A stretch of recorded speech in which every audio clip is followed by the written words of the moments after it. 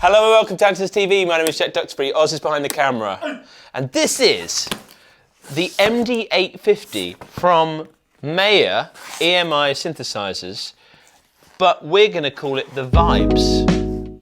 What is it? As I understand it, it's an incredibly powerful virtual analog synthesizer that I haven't played, but I spent a bit of time learning about last night, Oz, and then we're going to get out of the box and we're going to play this thing, and so you can find out what it sounds like. Let's go and unbox it. So Oz, I said I would tell you what this type of product is. Yes. Oh, I'll show you. This is it. This is the Vibes.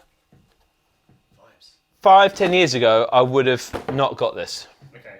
And there's a chance I won't get it anyway. But I think I've met the guy that wants the Vibes. Okay. And there's a class of product in Synthland that is all about specs and horsepower. You know, like in anything, like cars, some people just want the fastest car. Yeah. And in terms of some of the specs, let me read you some of these specs. 24 shared stereo voices with true stereo signal path. 2 oscillators per voice. Now the big crazy thing is not just, because it's digital, it's not just your normal virtual analog. It can also do sample playback, multi-sample playback, like strings, pianos, things, whatever you want to put in. It's got a resonator, oscillator and full wavetable stuff. 2 stereo multi-mode filters. So that's crazy. To get a stereo filter is pretty crazy. You've got 2 of them. Modulation, 4 envelopes, 3 LFOs and 1 wave shaper. Crazy sequencing, mad effects, 4 stereo multi-effect stack, 2 live effects. The mixer has 19 stereo input channels, 2 stereo output channels, 14 gigabyte internal memory, and some crazy stuff that I'll talk to you about, innovative decisions with the Ethernet.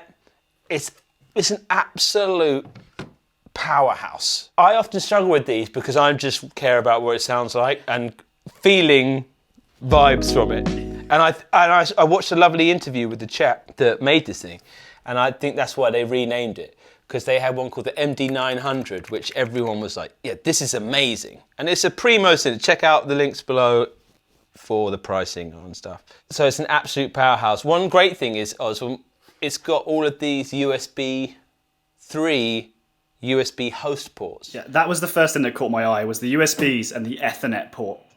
Okay, let's address that. The USB's amazing, because normally when we want to hook up a controller, we've got to use MIDI, right? Yeah. Or I have to use my laptop if it's USB. So we can just plug this USB straight in, and it will power MIDI controllers and things like that. But the Ethernet's crazy, because that does audio over Ethernet.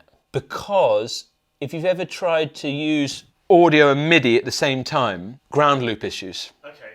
They're just so prevalent. And the chap said, hey, let's just do away with it. We're going to use Ethernet, which also means he's planning on releasing modules for it that can expand the inputs and outputs, right, all with no ground noise. Okay. Imagine you're at a gig. He's quite right in saying we sell loads of these products, but if you ever try gigging with these things or plugging them in at home, often once you've got the laptop going and you try to record the audio, you'll get some, yes, you can use DI boxes and whatnot, but yeah, pretty innovative with that Ethernet stuff.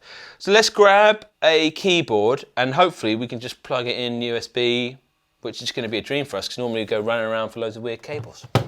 And voila, the Vibes are here. And it was made great for us because we've got these USB host ports on the back, so I can just plug it into the Nord. We're not going to even scratch the surface of this thing. The numbers are incredible for me to get my head round, all of the modulation capabilities. There's a great video by a lovely chap called Maths on Sonic State on the 900, the bigger brother, which I understand is the same innards. So if you want to get a full run through of sound design, that's great. I'm going to play through some of the presets in it. One interesting thing that I love about this is it's 4-part multi-timbral. So even if we make all of those stats, like the 24 stereo voices, tons of envelopes, LFOs, there's 4 of that in there. And the way the sequencer works, but it's the way they've implemented multi-timbrality. I'm saying it right, because I was told off saying timbre. I've learnt it's timbre, right? Is that what you say? I say timbre, but Oh no, but they'll say it's timbre. Timbre or timbre. Anyway, when you hit these, you get different colours, which I've wanted many times in my life on multi-timbral synthesis. Right, cool. This is the default patch.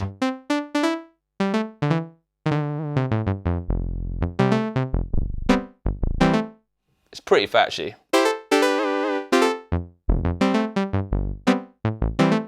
Let's start listening to some sounds. This is a 301 lead.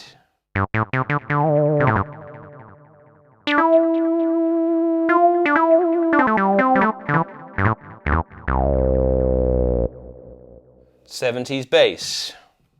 I'm so sorry, Oz. Was not expecting that.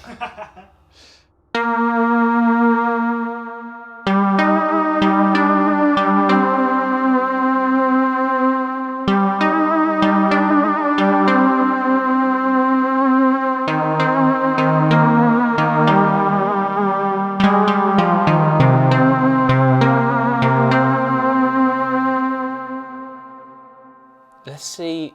Touchscreen, by the way. I can't believe we're getting this on Synths now. There are so many, so let's look for some cool names.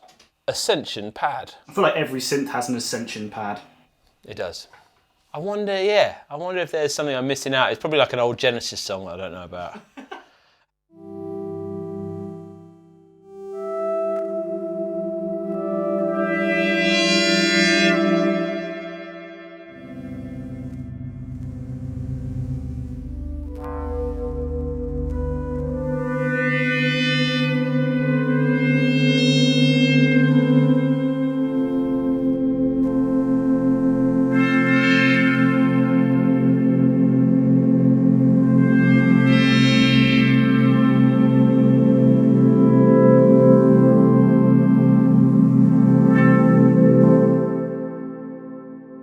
A lot of going on the aftertouch there. Awesome organ pad, perfect for the time of year, mate.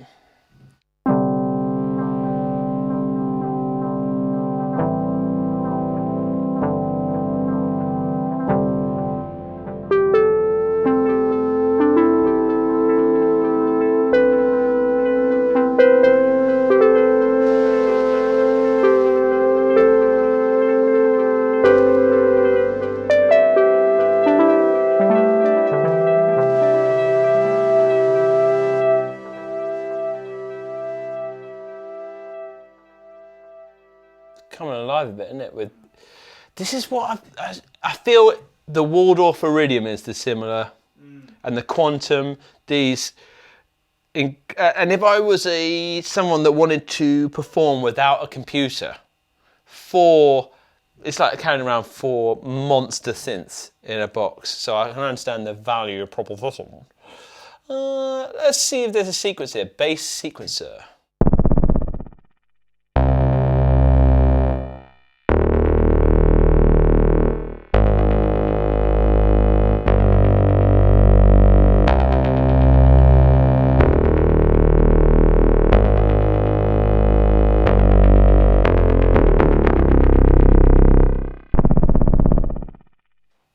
It sounds freaking massive now.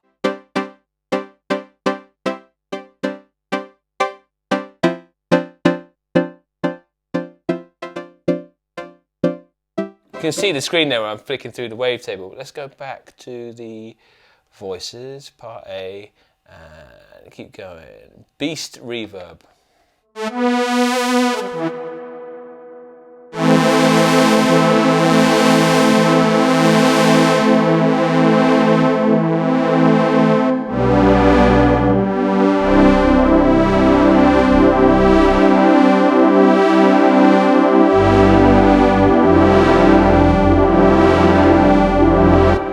Interesting. Berlin up.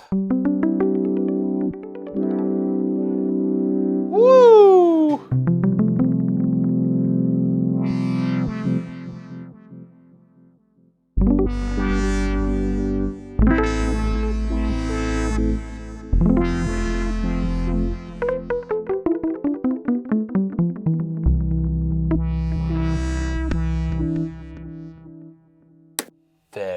it sound designy. Let's have a look. Border pad. Hopefully Borders of Canada.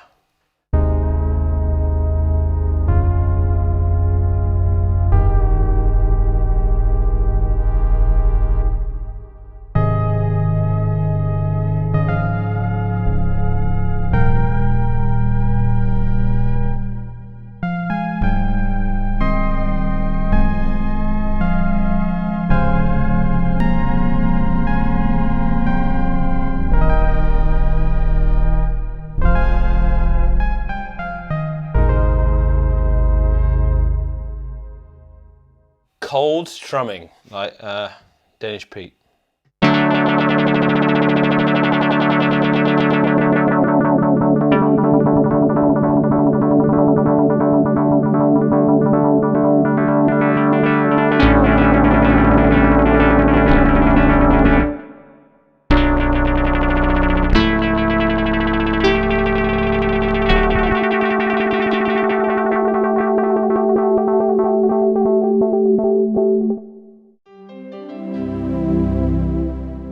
That's what I'm talking about. This is where this is crazy. I'm playing the piano.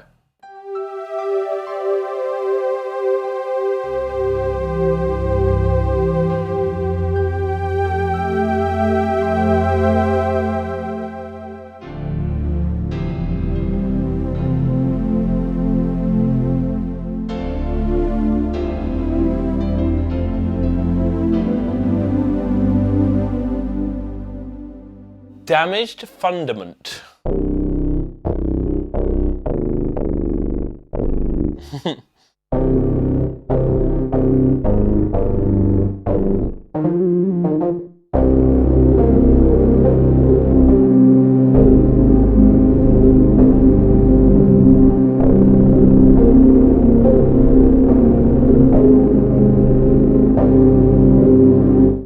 Dark Sunwalk.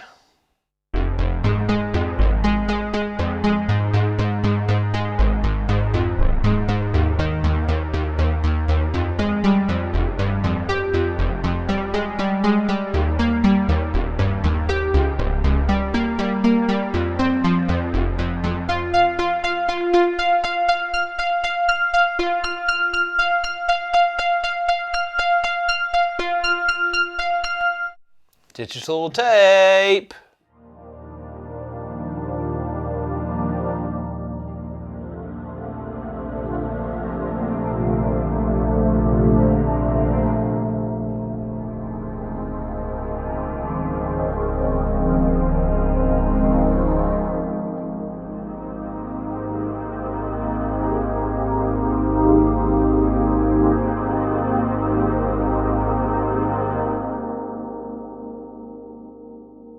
Frozen chaos.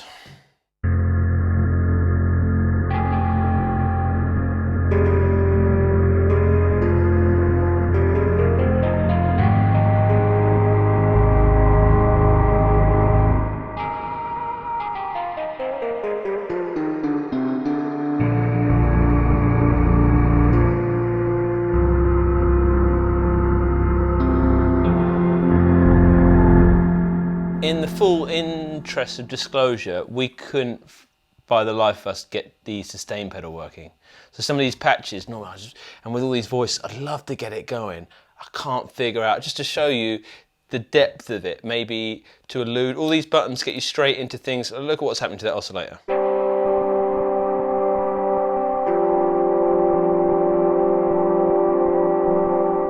All the to actually navigate round this makes a lot of sense to me. You can see how in-depth things are, like the mixer, the shape. But when we go into setup and MIDI, we're seeing all this information. I just can't get it to see sustain input, and we tried it into the device itself. But yeah, long way. I've got long way of saying don't have a sustain pedal. Let's go back to the parts. So keep listening to it. I'm going to go random, and I'm going to hit this. Doosh.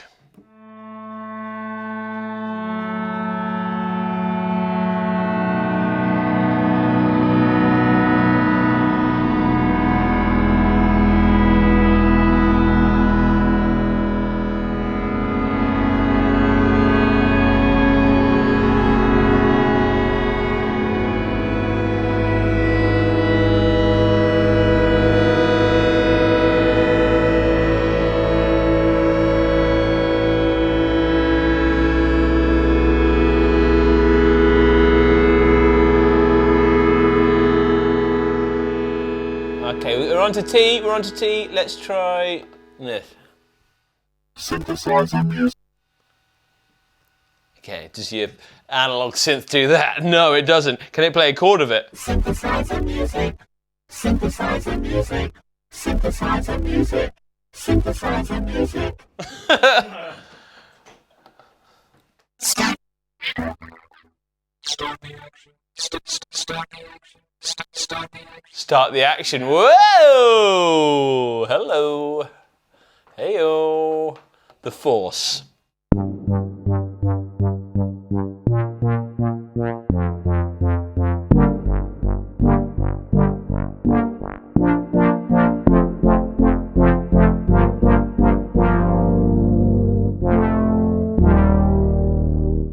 There's so much in there. I feel for the people programming sounds for this. Okay, I'm not the person that's going to buy this. I'd imagine is not even interested in the presets because they're like, well, I've got 4 times 24 oscillators to play with and spread them out over 4 timbres. Yeah, but some of these I'm picking out. It just comes alive.